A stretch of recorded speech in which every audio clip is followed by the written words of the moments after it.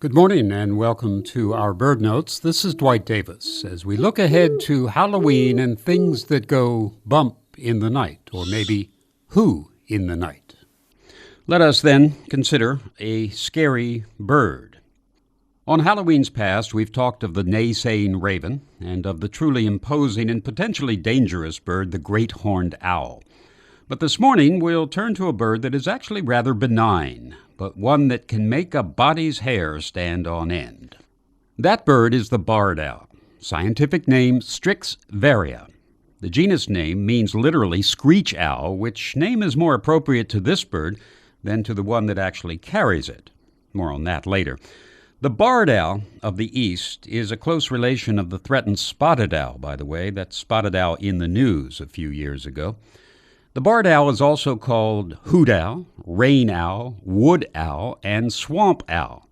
All of those names appropriate, for it lives in the deep woods and swamps, and it hoots, often before a rainstorm. The barred owl is not to be confused with the barn owl. They're very different birds. The barn owl has a white heart-shaped face. The barred owl is grayish and barred. The barred owl is rather large, about 20 inches long with a 3 or 3.5 foot wingspread. It's a heavily built owl with a rounded head.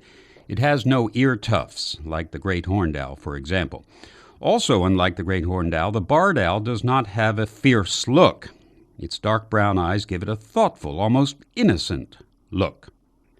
Audubon said of this owl, "How often, when snugly settled under the boughs of my temporary encampment, and preparing to roast a venison steak or the body of a squirrel, have I been saluted with the exulting bursts of this nightly disturber of the peace. How often have I seen this nocturnal marauder alight within a few yards of me, expose his whole body to the glare of my fire, that, had it been reasonable to do so, I would gladly have invited him to walk in and join me in my repast. His society would be at least as agreeable as that of many of the buffoons we meet in the world." So said Audubon of the barred owl. So how is it that this bird is scary?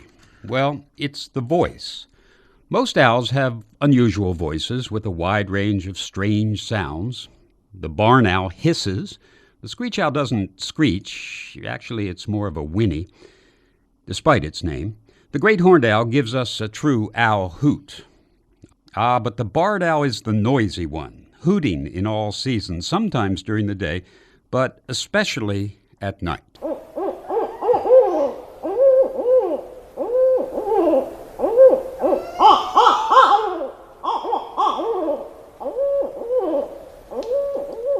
Those calls are a bit eerie, but not especially scary.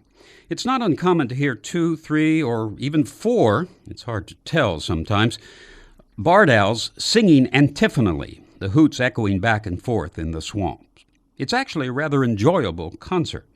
In addition, there are all sorts of calls and variants of calls of the barred owl.